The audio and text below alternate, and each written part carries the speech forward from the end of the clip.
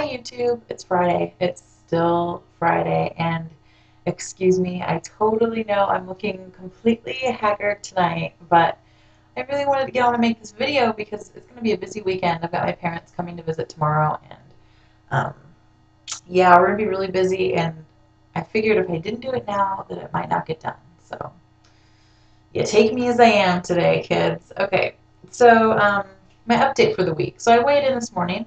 And I was happy to see that my trend for gaining a pound or so the last couple of weeks has come to an end, and I had lost 3.1 pounds for last week, which is cool because it basically means that those 2 weeks that I gained a pound and a half, I canceled that out. And then last week I think I'd lost like 1.3 or something like that. So I'm down to my new low again, which is great. So I'm happy with that.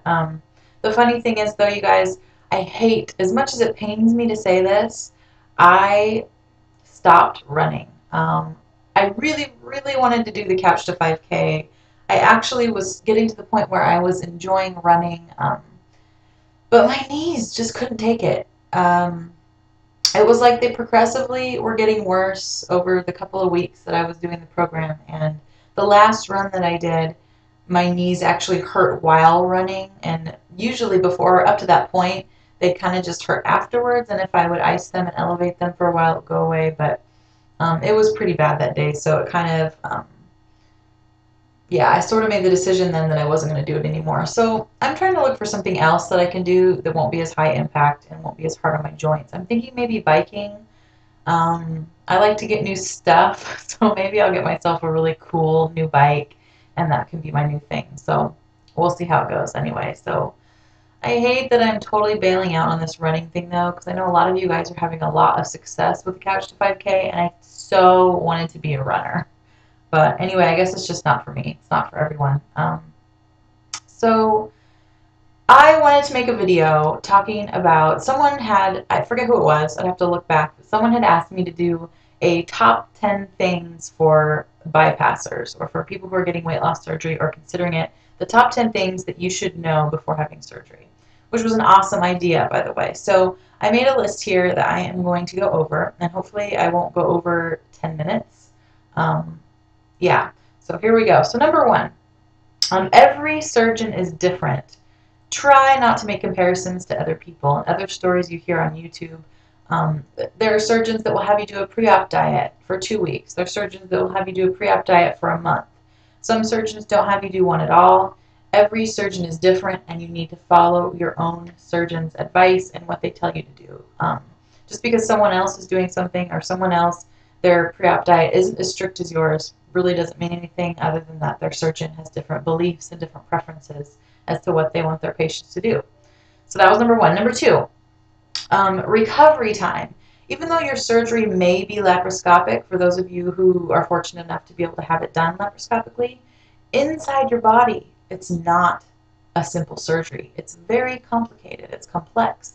It's major surgery, and it's going to take time for a major recovery. So just because you have small little incisions on the outside of your body doesn't mean that there's not a lot going on inside that needs to heal from. So I guess take it easy. Know that you're going to need that time to recover, and make sure that you actually spend the time off work recovering and not trying to get caught up on, household chores, and don't plan to repaint your bedroom during the time that you're off after surgery or something crazy like that, because you really need to be recovering.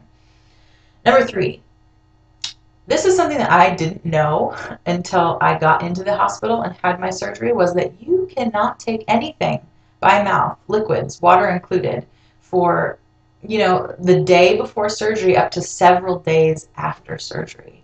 So you're going to be laying in the hospital bed with a dry mouth, some serious cotton mouth, and you can't drink water.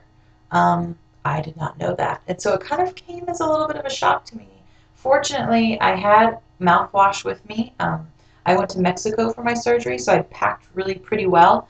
But I guess, if you're going to a hospital in your area, you might not think to bring those things. So bring mouthwash, bring a toothbrush and toothpaste, because you will want it. Your mouth is going to be nasty after several days of no water. Trust me. Okay, number four. Your new pouch needs to heal, so make sure that you only take liquids or what is it, full liquids for the first several weeks.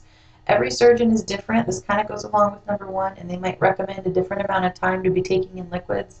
But if I were me, I would wait several weeks. I think my surgeon had us do 3 weeks of liquids to full liquids after surgery. Your pouch is healing. They've like stitched it up. You don't want to bust open those stitches. You don't want to do any damage. Taking anything that's going to like strain those stitches is not a good idea. So really, really stick to those liquids as hard as it is. And if you're the type of person who just cannot do something like that, I think you really need to rethink having surgery because you don't want to hurt yourself. Okay. Number 5. Okay, you will inevitably have to deal with negativity about your choice to have surgery. You need to decide what you plan to tell these people ahead of time so that when you're confronted with negativity or naysayers, you know what you're going to say and you don't flip out on them and say something that you don't mean or come off sounding like you are uneducated about what you're doing to your body. This is a major one because I've been fortunate to not have a lot of people saying negative things to me, but there have been a few, and I was not prepared to respond in what I was going to say, and I really wish I would have been. So that's something that I would recommend doing. Number 6, do not compare your rate of weight loss to the rate of others' weight loss because everyone is different. This is a big one, and it's really hard on YouTube to watch these videos and see everyone and how successful they are and what size they're shrinking down to and not compare yourself to them. But it can really be damaging to your progress. If you're anything like me, I compare myself all the time. But if I were to take it in too much, I mean, it would almost ruin my progress at times because I'd go overboard with that and maybe turn back to food if I got depressed. I don't know. So just don't compare yourself with others. It can only do harm as far as your emotional well-being goes. Number 7. This one's kind of trivial, but invest in an awesome, super fancy schmancy water bottle or two because you need to drink lots of water and it's more fun if you have a really cool water bottle and you're more likely to do it if you can take your water with you wherever you go and sip on it. So that's a good tip. Number 8, take your vitamins. Yeah, take your vitamins. Number 9, always have clothes that are too small available to wear and try on. It's a big motivator to be able to go to your closet, put on a pair of pants that didn't fit 2 weeks ago, and have them fit.